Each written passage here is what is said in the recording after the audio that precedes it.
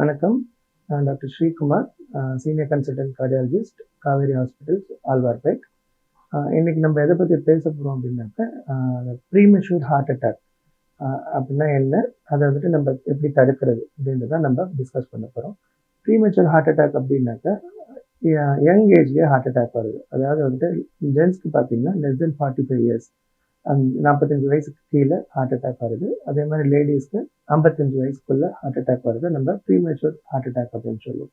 So இதை வந்துட்டு நம்ம எப்படி ப்ரிவென்ட் பண்ணுறது அப்படின்றத பார்க்கறது முன்னாடி எதனால இது வருது அப்படின்றது காரணங்கள்ன்றதை பார்த்தோம் அப்படின்னாக்கா, இப்போ யங் ஏஜ்ல நிறைய பேருக்கு சுகர் வந்துடுது, இந்த மாதிரி பிளட் ப்ரெஷர், கொலஸ்ட்ரால் எல்லாமே ஸ்டார்ட் ஆகிடுது. அதோட நிறைய பேர் யங் ஏஜ்லேயே வந்து பேட் ஹேபிட்ஸ், ஸ்மோக்கிங், அதே மாதிரி ட்ரிங்க்ஸ் பண்ணுறது, நிறையா அவுட் சைட் ஃபுட், இந்த ப்ராசஸ் ஃபுட்னு சொல்லுவாங்க, அதெல்லாமே நிறையா நம்ம எடுத்துக்கிறோம்.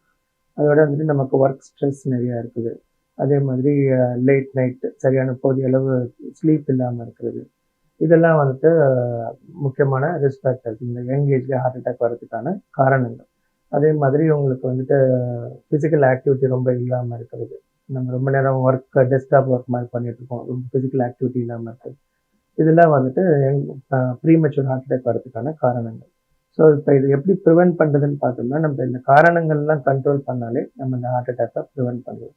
ஸோ நமக்கு வந்துட்டு சுகர் ஆரம்பிக்குது, பிபி, கொலஸ்ட்ரால்லாம் ஸ்டார்ட் ஆகிடுச்சுனாக்கா நமக்கு யங் ஏஜில் வராதுன்னு நெக்லெக்ட் பண்ணாமல் இமீடியட்டாக டாக்டர்ஸை கன்சல்ட் பண்ணுங்கள். கன்சல்ட் பண்ணி அப்புறம் அப்புறமேட்டு ட்ரீட்மெண்ட் நம்ம ஸ்டார்ட் பண்ணி கண்ட்ரோல் வச்சுருந்தோம்னாலே இது எல்லாம் ஓரளவுக்கு இந்த ஹார்ட் அட்டாக், ப்ரீமெச்சூர் ஹார்ட் அட்டாக்கை ப்ரிவென்ட் பண்ணலாம்.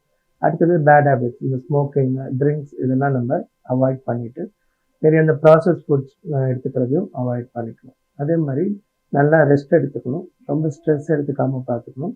அண்ட் ரெகுலராக ஃபிசிக்கல் ஆக்டிவிட்டி, ரெகுலர் எக்ஸசைஸ்னால் வந்து வீக்லி ஒரு 4 or 5 டேஸ்க்கு வந்துட்டு ஒரு ½ an hourலேருந்து 45 மினிட்ஸ்க்கு நல்ல பிரிஸ்க் வாக்கிங், ஈவன் வாக்கிங் போதும். நீங்கள் ஜிம் போய் தான் உடற்பயிற்சி பண்ணுறதில்ல, ரெகுலர் வாக்கிங் ஆக்டிவிட்டீஸ் பண்ணி நல்ல எக்ஸசைஸ் மெயின்டைன் பண்ணிக்கலாம்.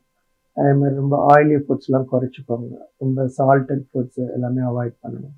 And periodic health checkup is very important. So நமக்கு வந்துட்டு வி ஷுட் நோ யுவர் நம்பர்ஸ்ன்னு சொல்லுவோம். ஸோ நம்மளோட வெயிட் எப்படி இருக்குது, நம்மளோட பிளட் சுகர் எப்படி இருக்குது, பிபி எப்படி இருக்குது, கொலஸ்ட்ரால் எப்படி இருக்குது, இதெல்லாம் பீரியாடிக்காக செக் பண்ணி நம்ம மானிட்டர் பண்ணணும்னாலே இந்த ரிஸ்க் ஃபேக்டர்ஸ்லாம் ஸ்டார்ட் ஆகிறது எளிதாக கண்டுபிடிச்சி அதை நம்ம கண்ட்ரோல் பண்ணுறதுக்கு யூஸ்ஃபுல்லாக இருக்கும். தேங்க்யூ.